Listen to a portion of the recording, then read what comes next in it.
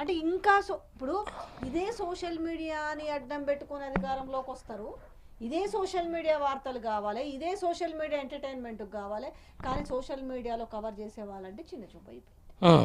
లాస్ట్కు నిన్న some various గ్రూప్సెస్లో కూడా శాటిలైట్ కాదు కదా.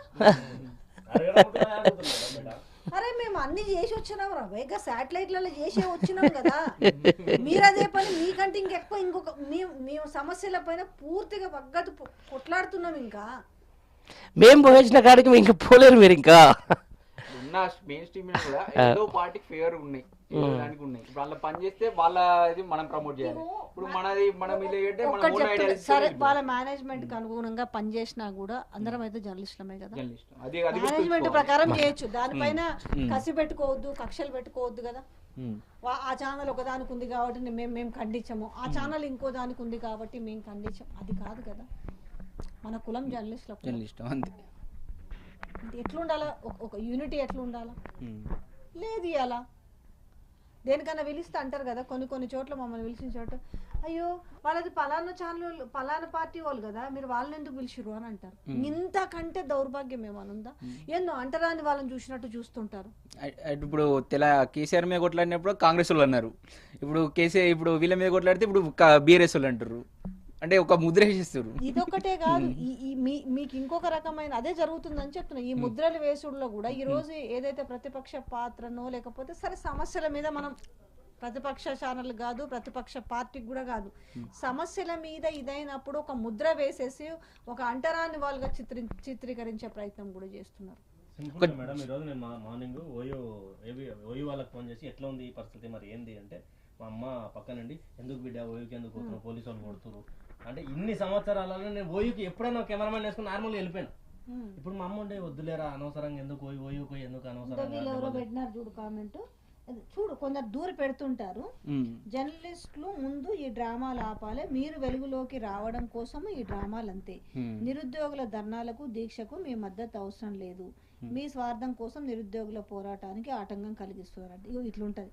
ఫోన్లు చేసి ఎంత మంది అడుగుతారు తెలుసా. నాకు మొన్న నైట్ అయితే 11:30, 12 కూడా రంజిత్ అక్క మా వీడియోలు వేయండి అక్క. ఇప్పుడు మీ కొన్ని ఛానల్స్ చూపించడం వల్లనే ఆ ప్రయత్నము మనం చేస్తున్నాము.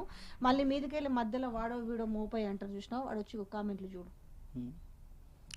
మాకు అయిపోయి అవసరం లేదు, మాకు కావాల్సిన అయిపో మాకు ఉన్నది. మేము మీ సమస్యను జనాల్లోకి తీసుకోవడం, ఆ సమస్యను కవరేజ్ చేయడానికి పోయే కదా. ఇప్పుడు శ్రీచరణ్ దెబ్బలు ఎవరి కోసం తిన్నాడు, వాటిలో కొడితే తర్వాత లోపల నొప్పులు ఎట్లుంటాయి చెప్పు. వీళ్ళకి ఏం తెలియదు అన్నట్టు వీళ్ళు కూడా అంటే మధ్యలో ఒక యూనిటీ లేకపోవడం వల్ల జరుగుతున్న సమస్యని ఇట్లా కామెంట్లు పెట్టుకుంటుంటాం.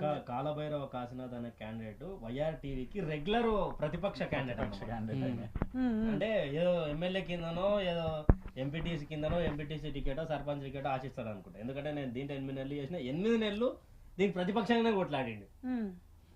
మనము ఏం చేసినా మనం వెలుగులోకి రావాలని జనరల్ గా మేడం ప్రభుత్వం పైన ఇంకనంటే ఏందో వెలుగులోకి రావాలని కోరుకుంటున్నాం. అంటే గిన్నె వీళ్ళకి తెలియదేమో, ఈ మెసేజ్లు చేస్తున్నా తెలియదేమో.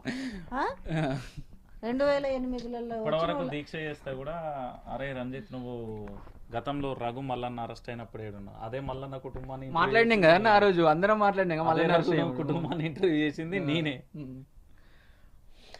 ఇప్పుడు వీళ్ళు మాట్లాడతారు అరెస్ట్ అన్నప్పుడు కూడా ఏవి నిజంగా ఆ రోజు నేను ఇప్పుడు చెప్తున్నా కదా, నిజంగా సివియర్ గా తీసుకోవాలంటే మీరు ఆడపిల్లలు అవమానించినప్పుడే తీసుకోవాలి. ఒక లైన్ దాటి మీరు పాలసీస్ పరంగా ఎన్నైనా విమర్శలు చేయొచ్చు, వ్యక్తిగతంగా విమర్శలు చేసుకుంటూ క్యారెక్టర్ అసోసియేట్ చేసుకుంటూ ఇదా. అమ్మాయి కొంచెం సెన్సిటివ్ ఉంటే అమ్మాయి పరిస్థితి ఏంది ఈ రోజు. నువ్వు ఆమె శంకిన వాడు మధ్యలో ఇంకో సపోర్ట్ చేసి నేను ఎందుకు వాడు వీడు అంటున్నాను అంటే గట్లనా మాట్లాడేది. ఎగురుతుంది చూడు, ఏంది తయ్య ఎగురుతుంది ఏమన్నా మాటలా. వీళ్ళేమో ఎట్లా జర్నలిస్టులు అవుతారు, ఏడ జర్నలిజం చేసి వచ్చారు వీళ్ళు.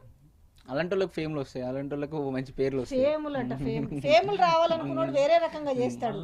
ప్రముఖంగా ప్రతిపక్షంగా కొట్లాడుతున్న జర్నలిస్టుల మీద కొన్ని ఛానళ్లు పెట్టించి వాళ్ళతోటి వాడు ఛానల్ వాడు జర్నలిస్ట్ రంజిత్ ఎవరో చెప్తున్నారు కేసీఆర్ కి వ్యతిరేకంగా. ఎందుకంటే ఒకసారి కామెంట్స్ కూడా చదివితే అర్థం అవుతుంది. కేసీఆర్ కి వ్యతిరేకంగా ఎవడు జర్నలిస్టులు మాట్లాడలేదురా, ఒక రఘు మల్లన్న కేసీఆర్ కి వ్యతిరేకంగా ఉన్నవాళ్ళు అని పెట్టి మళ్ళీ బయట చేస్తే తెలుస్తుంది దీక్ష ఇంట్లో. ఇది దీక్ష ఇంట్లో కాదు ఆయన, ఇది దీక్ష ఇంట్లో కాదు, ఏదైనా తెలుసుకోండి మళ్ళీ. మనం చేసిన వీడియోలో పంపిద్దాం మేడం, అంతా వాళ్ళు ఎవరు ఉన్నారు, మనము కేసీఆర్ మీద కొట్లాడిన ఇవన్నీ చేసిన అన్ని వీడియోలు పంపిద్దాం, ఏమైనా అంటే వాళ్ళు పంపాలి. మేము కూడా మీరు గత 5 ఏళ్ల నుంచి చూసుకుంటే మీరు అందరివి వినిపించినాం. మీరు చూడకుండా ఇవాళ ఒక్క రోజు జరుగుతుందో ఇవాళ ఒక్క రోజు మాట్లాడుతుందో చూసుకొని మాట్లాడడం కదా. అదే చెప్తున్నా, దౌర్భాగ్యం ఏంటంటే ఏదైనా సమస్యల మీద ఫోకస్ చేయాలంటే పార్టీలకు అంటగట్టుడు అనే దౌర్భాగ్యం ఒకటి ఉంది. మంచి జరిగితే బరాబర్ మంచి అనే అంటాం, ఎందుకనం? అది కాంగ్రెస్ చేసినా అంటాం, బీఆర్ఎస్ చేసినా అంటాం, బీజేపీ చేసినా అంటాము. ఎందుకనము? ఇవాళ 2 లక్షల రుణమాఫీ జరిగింది అనుకోండి, డెఫినెట్గా పొగుడుతాము. మీరు ఏదైతే మాట ఇచ్చిరో ఈరోజు ఎంతమంది రైతులకైతే ఉందో అంత రుణమాఫీ చేస్తే అరే మాట ఇచ్చింది నిలబెట్టుకుని, సరే 2-3 నెలలు లేట్ అయినా సరే మాట ఇచ్చింది నిలబెట్టుకుంది అంటాము. మహిళలకు 2,500 రూపాయలు ఇస్తే శబాష్ అంటాము. వికలాంగులకు వాళ్ళకి పెన్షన్స్ ఇస్తే శబాష్ అంటాము. వీళ్ళకి కూడా మీరు ఇచ్చారు కదా, పిలుచుకొని హామీలు ఇచ్చారు కదా. ఇప్పుడు నిరుద్యోగులను రెచ్చగొట్టి ఇదే అశోక్ సార్ ఉన్నాడు, ఆయన చెప్పిండు కదా, వ్యయ ప్రయాసలోకి వచ్చి కాళ్ళ ఏళ్ళబడి పత్తి చేయాల, మిరప చేయాల, వరి చేయాలకు పోయి కాళ్ళ ఏళ్ళ పట్టుకొని కాంగ్రెస్కు ఓటేరు, కాంగ్రెస్కు ఓటేరు. మరి ఈ రోజు వాళ్ళు ఎందుకు చేస్తున్నారు దీక్ష? ఏమనంటే ఏం చెప్తారు, బీఆర్ఎస్ వాళ్ళు వచ్చి బక్క జెర్సన్ మీద కూడా మోపిరంటే ఇంతకంటే దౌర్భాగ్యం. పాపం ఆయన మస్తు పోరాటం చేసిండు కదా, ఆయనే ఫస్ట్ బాధితుడు ఆయన్నే. జస్ట్ ఒక దళితుడు బక్క జెర్సన్ చేస్తుండు, ఇవాళ గుర్తొచ్చిండా దళితుడు పాపమో ఏదో అంటారుగా బక్క జెర్సన్. ఇదే బక్క జెర్సన్ మరి బీఆర్ఎస్ మీదనే పోరాటం చేసిరు కదా. మరి అయ్యాల పోరాటం ఫస్ట్ బాధితుడు ఆయన్నే. ఇవాళ చిలక పలుకులు ఒకసారి వినేటోళ్ళు జాగ్రత్తగా వినురి. బక్కా జెర్సన్ అనే వ్యక్తి మరి బీఆర్ఎస్ మీద టీఆర్ఎస్ మీద గంతగనం పోరాటం చేసారు కదా. మహేందర్ రెడ్డి మీద ఇవాళ టీఎస్పీఎస్సీ చైర్మన్ మహేందర్ రెడ్డి మీద చేసిండు, నవీన్ మిట్టల్ మీద చేసాడు, ప్రతి ఒక్క అధికారి మీద ఎర్రర్ చేసిన. మరి అధికారులను ఇలా పక్కన పెట్టుకున్నారు ఎందుకు అని ప్రశ్నించినందుకే కదా సస్పెండ్ చేసిరు. మళ్ళీ ఈరోజు అంటే మీరు ఎంత ఇచ్చిరాయాల? బీఆర్ఎస్ మీద పోరాటం టీఆర్ఎస్ మీద పోరాటం చేయనిక బక్క జెర్సన్కు మీరు ఎంత ఇచ్చిర్రు అంటున్నా. ఎంత కిరాయి ఇచ్చిర్రు? అయితే మీరు కిరాయి ఇచ్చినట్టేనా? ఈ రోజు ఆయన ఏదో ఇండివిజువల్గా కూర్చొని ఆయన పోరాటము లేకపోతే ఆయన దీక్ష చేస్తుంటే ఇలా మీరు అట్లా మాట్లాడుతున్నారంటే ఇంకా ప్రజల్ని ఏమార్చే ప్రయత్నం చేస్తున్నారంటే ఇంకా దానికి తెలంగాణ ప్రజలే అర్థం చేసుకోవాలి. ఇంకా వాళ్ళని ఏమార్చే ప్రయత్నమే చేస్తారు తెలంగాణ ప్రజలు. ఎవరైనా ఒక్కరో ఇద్దరో ముందుకొచ్చి ఇది సమస్య అని వెలికి తీస్తే అదొకటే కాదు, ఛానళ్ళకి రిపోర్ట్స్ భయంకరంగా తెలుసా. నువ్వు ఫాల్తు కంటెంట్ పెట్టు, లక్షలు చూస్తున్నారు. ఇలా పోతే ఇట్లా లైవ్ లేవగానే ఇట్లా